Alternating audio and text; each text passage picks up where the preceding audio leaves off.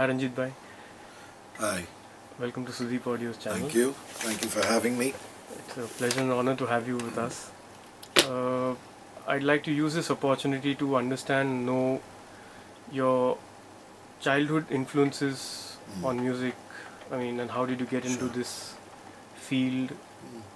Moments where you found it difficult to kind of, because everybody goes through this, is grow in this industry.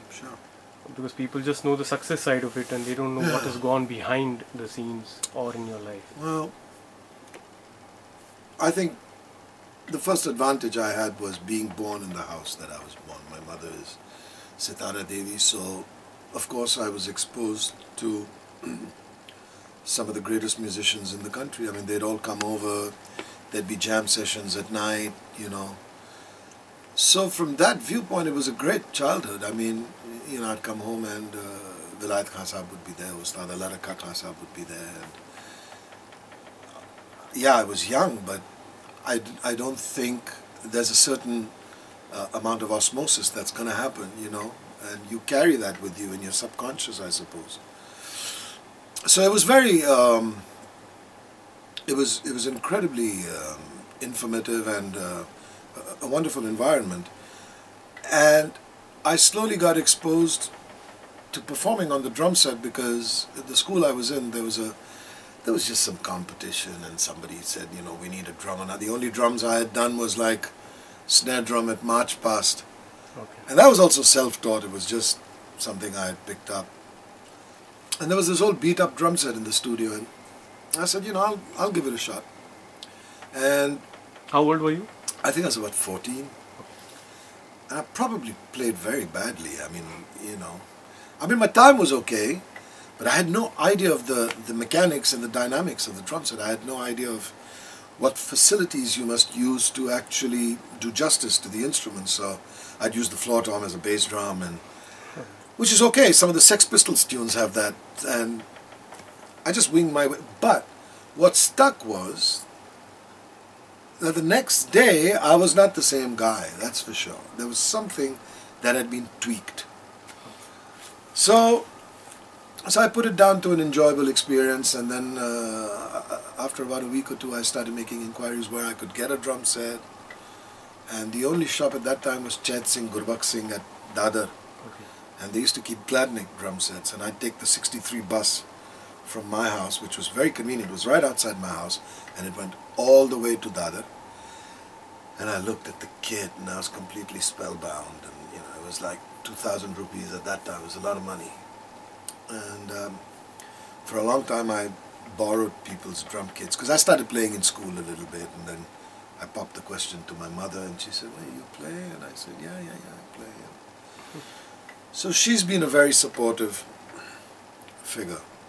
And she got me my first set of drums, and I started playing. And then I tried to do college, but I failed miserably. I had no concentration on anything but music. So what kind of music did you hear? it was rock and roll, basically. Okay. You never got attracted to any other instrument like a guitar? Guitar I did. I'm a frustrated guitar player. Okay. I would have loved to be in a... not for anything else, because I think it's a wonderful instrument. There's a little more mystery than the piano, because in the piano I know C is here, C is here, C is here, but on the guitar you got to work it out. So I'd say, yeah, guitar is my next love, I'd say. And I tried to do college, I couldn't, and my mother was, of course, she wanted me to be academic, and yeah, I mean, it's regular for most parents, but as an artist, I think what she was trying to tell me was that you have to have a game plan, and there's no retirement scheme, there's no pension fund for artists. I think she was just trying to protect me, but when she realized that it's not gonna happen. So I went to Singapore, got myself a real set of good drums, and the first gig I did, I mean professional recording work I did, was for Kalyanji Anandji for a movie called Professor Pyarelal. And Kalyanji used to come to the house to have chai with my mother a couple of times a week, and he heard me practicing. Because once I dropped out of college, that's all I did. I mean, I played 3 or 4 hours a day, you know. And he knocked on the door and he says, man, he says, from outside it sounds like more than one person playing. And, you know, will you work with me? And I worked with them for a while, and I worked with Lakshmikant Pyarelal. And then I took a break. I did a lot of advertising. But I think the thing to understand is that some of the biggest challenges in my life have been the biggest blessings and turning points. I mean, the departure from the so-called academic career, because let me tell you, most kids feel that music is this fantastic thing and it's all the good stuff and it's easy money. It's not. This academy is probably harder than the academy I left. One is it's a self-created academy, so you have to have very good self-governance, because you are your own teacher, you are your own sort of office bearer. You have to make sure that you put in the time, you don't slacken, you have to have a conscience, you got to feel guilty that if you don't practice, I have to practice every day. If I don't practice, I will not hold down jobs like The Fourth Dimension with John McLaughlin. Those gigs will just not be yours. So, but it helps to do what you love, and I suppose then your innate character sort of kicks in. And I remember by 1986-87, the electronic revolution came. There was all Lindrum machine, and I had no work. That took away work from you? Absolutely. I was not making 1,500 rupees a month. I was probably the most broke I've been in my life. I had left home. I was living somewhere else. And Louis Banks gave me my first recording opportunity in advertising. And I remember the first month I made something like 12,000 rupees or something. I had no idea what to do with that much money.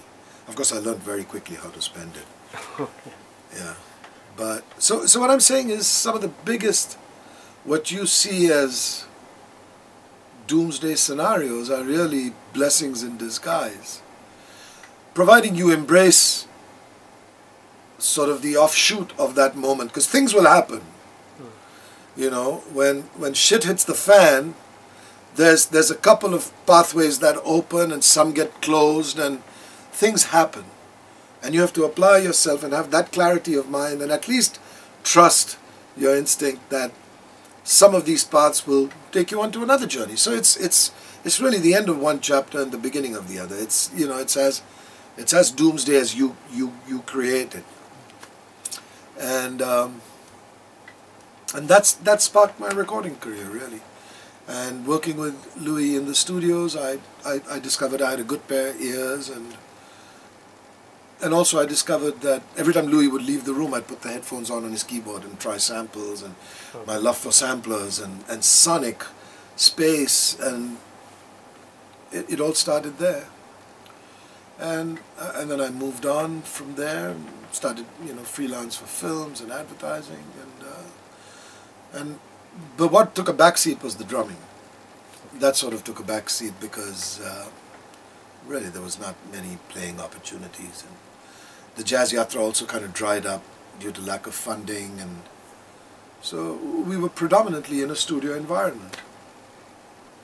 As a drummer in your college days, and I mean, at that age, did you have to do certain kind of exercises and make your arms strong? No, I think you just spend a lot of time on your instrument as opposed to just going to the gym. Yes, there's a certain amount of physical stamina that you need as a drummer,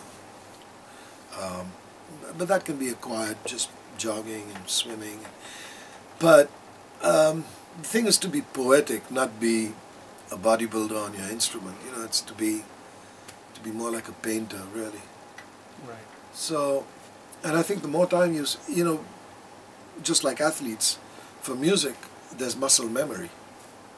Whether you're a singer or a drummer, the more exercises you do, your body and your being remembers.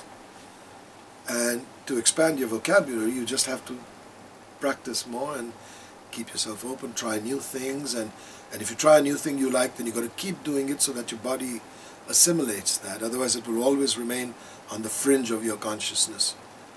So that's what practice does. Practice, what it does is allow imagination to be permanent.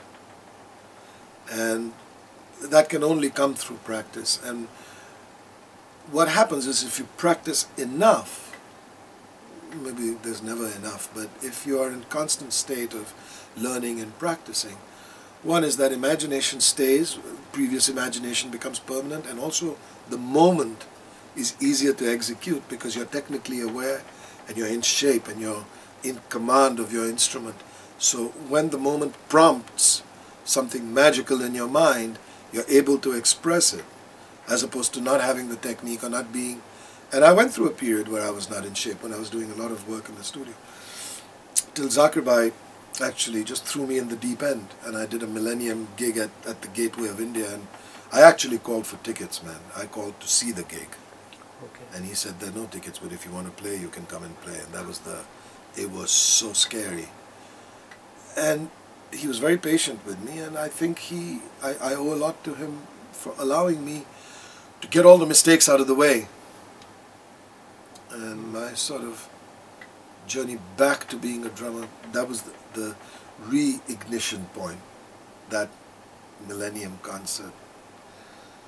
And today, you know, for me, I'm equally involved in playing drums in live projects as well as production, and it's a very satisfying time. Great. You've seen best of both worlds, you know, the analog, and Yeah. there was a lull in your career when the Linn drums, and I mean, Yeah. but then you also adapted to technology and changing times. Yeah. A lot of musicians have missed out on that, and Yeah. have either kind of, you know, stopped performing or being in the circuit. Yeah. You've been in the top even then, and even now you're, you know, Yes. kind of regarded Yes. as Yes. a Yes. very. I think you have to stay inquisitive, and that's a very undervalued virtue. You must be very keen and very inquisitive. And if you're constantly inquisitive, because what are we looking at? We're just looking at different ways to say the same thing. We're looking at different mediums to express ourselves. You know, you can write, you can dance, you can play music. We're all trying to get to the same place. So, I don't really limit my sort of composing or imagination process to any one particular sort of one practice. I don't have like, oh, if I want to work on a song, I'm going to come to the keyboard and doodle and something will come. No, I mean, I'll watch some dance, or I'll watch some, I don't know, I'll look for ways to be prompted. You know, body movement is a wonderful thing. You want to start a loop and then think, and maybe not even. I'll watch. I'll go onto YouTube. I'll look at things. okay. I'll watch a dance recital and I'll sing something over it that I feel complements that. And I'm trying to find ways to have different stimuli. Because I'm a self-taught musician. You see, I'm not really formally trained in any aspect of what I do. The downside is that I have to be careful which rules I break. But I think if you have good taste, you apply that to life. You know, I mean, you and me didn't go to finishing school in Switzerland to learn what is the right etiquette, what is a fish knife and what is a soup spoon. But I think if we apply enough common sense, you'll figure it out, you know, and apply good taste. Technology for me has always been very exciting.